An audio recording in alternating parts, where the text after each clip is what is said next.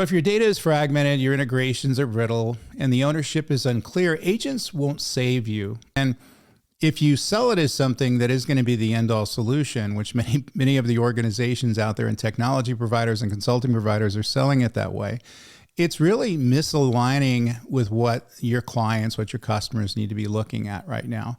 And so don't look at frameworks, look at your existing infrastructure, look at your current business problems, look at your current use cases, prioritize them, understand the cultural issues that you have that need to change over time.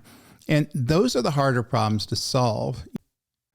So force-fitting agents into broken processes doesn't modernize operation. It automates confusion, and it automates confusion at scale.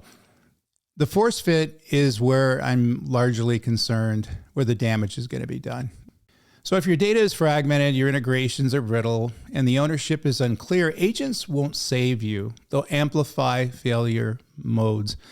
So ultimately, this thing is going to hit with a degree of failure that we have yet to see in the last 35 years of my career, that's for sure.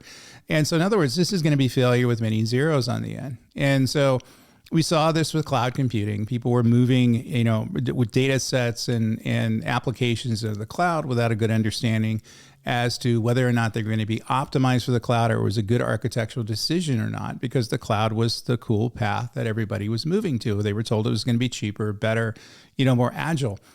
And while some of that is true, for the majority of applications and data sets that moved in the cloud, they ended up being counterproductive. In other words, they ended up removing business value. We're going to have the same issue here.